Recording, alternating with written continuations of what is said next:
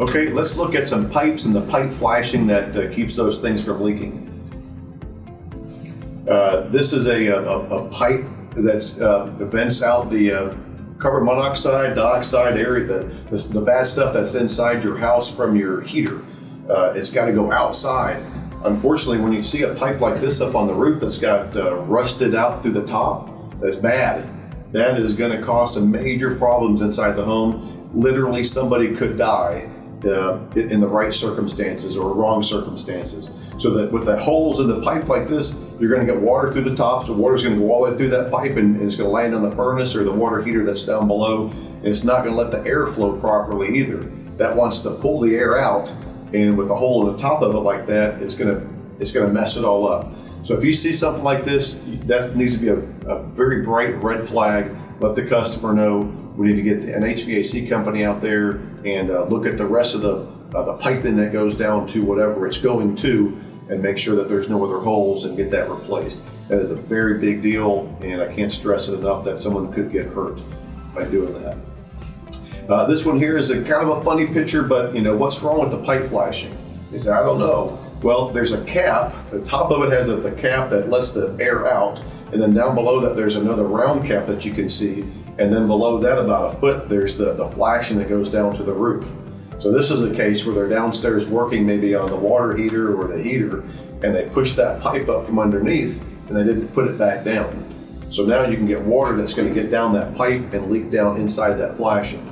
So just a small maintenance item, but if that's not caught and it were to leak, you're going to have water inside the home, and nobody wants to have water inside the home. This is that flashing, and it always has to have caulking around the top of it. It's metal to metal. It's not going to be a great seal. It's just trying to keep water to divert off of that small gap right there. This is another flue pipe, or not a flue, but the exhaust pipe for the ventilation inside, and you can see it's all rusty on the outside. These are double wall pipes, and they're made that way for whatever reason, but once you break into one of those walls of the pipe, that's a problem. It's not designed that way. So this is another big hazard. If you see something like this up on the roof, wave your hand, get the customer's attention, and let's get that fixed properly. Another big problem that we find, not as deadly as carbon monoxide, is when you try to nail down an old flashing like this. Once you pull it up to get the old shingles out, you can never push it down past the point of where the flat surface is at. You have to take the flashing up, either throw it away or bend it back down straight and then put it back in place. Most people do this. They pick it up and they push it down and then put a nail in it. Well, now that metal has tension on it all the time, and at some point it's going to pull that nail through, and that's what's happened in this picture here.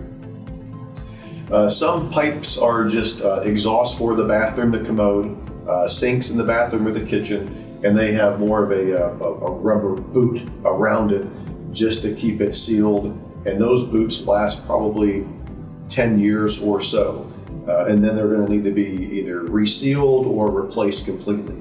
So this is what happens when the pipe boot comes deteriorated and it just falls apart. So that needs to either have another small sleeve put on top of it or the whole boot replaced with a new one. This is one that's really old. You can see by looking at it, it's kind of shrinking up and it's got cracks all in it. Those are things we have to look at, and not just the flashing itself, but the pipe. So this is a cast iron pipe. That means it's old. It's probably a 4-inch pipe, which is just a different size than typical pipes nowadays. So you can't send a 3-inch pipe boot out there for this. You have to measure it and make sure you get the right pipe boot for the service guys, or if you're a service guy, you got to get the right pipe boot. This is how a pipe boot should be installed. It's got this nice and tight around the pipe. The black rubber is nice and looks flexible. It's not deteriorated, and it's got 2 nails in it. I don't really agree with the nails, but it does have 2 nails in it to hold that flange down. So pipes are pretty easy. There's not too much with them, but they can be very deadly if they're not taken care of, or they're not emitting the gases that they need to emit. Next thing we're going to talk about are valleys, and we'll see you back in just a few minutes.